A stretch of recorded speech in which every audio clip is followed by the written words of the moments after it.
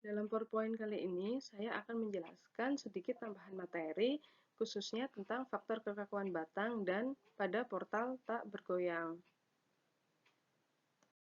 Telah diketahui bahwa rumus faktor kekakuan atau K pada batang dengan tumpuan jepit-jepit adalah 4EI per L.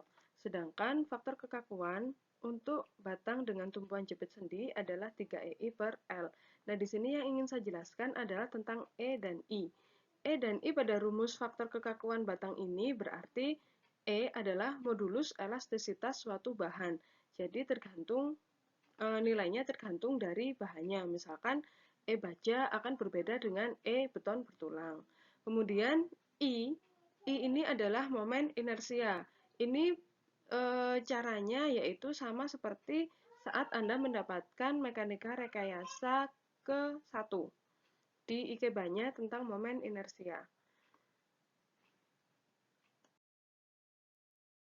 Yang sudah sering kalian kerjakan pada soal balok menerus, portal tak bergoyang, dan juga portal bergoyang adalah di dalam soalnya yang diketahui di bawah batangnya, baik dia merupakan balok ataupun kolom, adalah EI, 2EI, dan seterusnya. Nah, sekarang jika diketahui pada soal adalah seperti ini, jadi di bawah batangnya ada tulisan 30-50, ini berarti ukuran atau dimensi dari balok maupun kolomnya. Nah, 30-50 di sini berarti B-nya atau lebar dari baloknya adalah 30 cm dan H-nya atau tinggi dari baloknya adalah 50 cm. Jika diketahui seperti ini, maka kita harus mencari nilai I-nya. Karena dimensi dari balok maupun kolom ini akan berhubungan dengan I atau momen inersia. Kemudian juga, jika pada soal diketahui seperti ini, balok menerus di atas merupakan balok beton bertulang dengan F aksen C sebesar 27,5 MPa. Nah, jika diketahui data kuat tekan beton, maka kita harus mencari nilai E-nya terlebih dahulu. Kalau misalkan kalian ingat-ingat lagi, pada struktur beton bertulang 1, E atau modulus elastisitas beton didapatkan dari 4.700 dikalikan akar F aksen C, sehingga bisa kita hitung dan didapatkan nilai E-nya adalah 24647 MPa atau 2464,7 kN per cm kuadrat.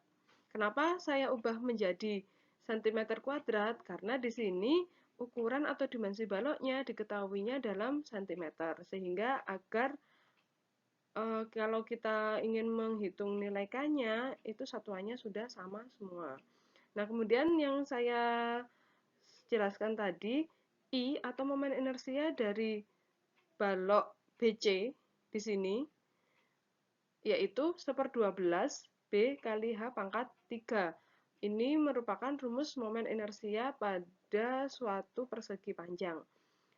Tinggal kita masukkan saja 1/12 dikalikan B-nya 30, hanya 50. Sehingga hasilnya adalah 312.500 cm pangkat 4.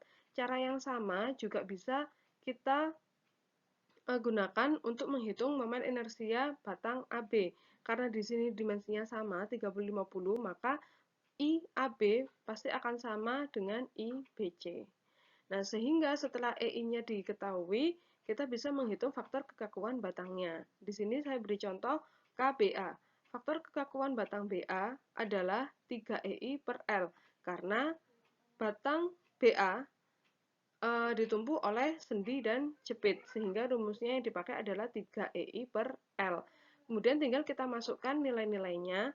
Nah, karena di sini satuan panjangnya adalah cm, L-nya jangan lupa untuk dikonversi terlebih dahulu menjadi cm. Jadi di sini L-nya adalah 500.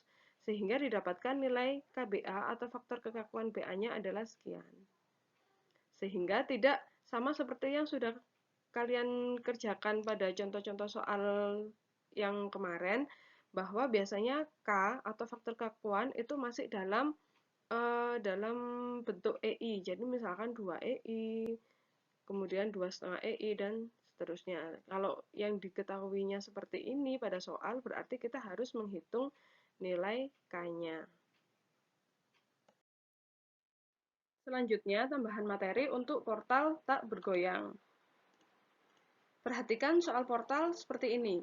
Jadi, pada ujung C dan F pada baloknya terdapat dua tumpuan. Di C ada tumpuan sendi, sedangkan di F ada tumpuan jepit. Jika kita menyelesaikan soal ini dengan menggunakan bantuan software, misalkan kita menggunakan StatPro, Robot, SAP 2000, maka akan didapatkan nilai RHC dan juga RHF yang merupakan reaksi tumpuan dari tumpuan sendi dan jepit. Namun, jika kita mengerjakan dengan metode cross, ini suatu kelemahannya, kita hanya bisa menghitung salah satu reaksi horizontal yang ada di C maupun yang di F. Nah, jika kita melihat seperti ini, karena di C sendi dan di F yang jepit, maka yang bisa kita hitung adalah RHF-nya saja. Sedangkan RHC kita asumsikan dia bernilai 0. Nah, seperti ini akan terkait dengan transfer beban horizontal dari kolom ke balok. Jadi, urutan transfer bebannya, kita jalannya mulai dari kolom DA, jadi beban horizontal yang ada di titik D akan ditransfer ke balok DE, kemudian dari balok DE kita akan transfer ke EF dengan memperhatikan beban horizontal yang ada di titik E pada kolom EB. Jadi di sini ada urutannya kolom DA menuju balok DE, kemudian ditambahkan dari kolom EB, selanjutnya akan menuju ke balok EF dan di sini akan menjadi RHF atau reaksi horizontal di tumpuan jepit di titik F. Sehingga di sendinya RHC-nya itu kita asumsikan dia 0. Jadi bukan lagi jalannya dari BE ke ED kemudian ditambah dari AD ke CD. Jadi bukan seperti itu. Nah, kenapa kok seperti itu? Kenapa kita pilih yang dijepit?